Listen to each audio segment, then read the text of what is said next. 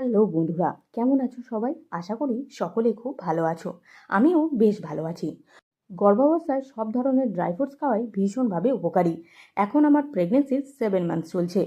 আমি প্রত্যেক দিনই সকালবেলায় সারা রাত ভেজানো ড্রাই ফ্রুটস খাই। আর এই ড্রাই ফ্রুটস খেয়ে আমি ভীষণভাবে উপকৃত হয়েছি।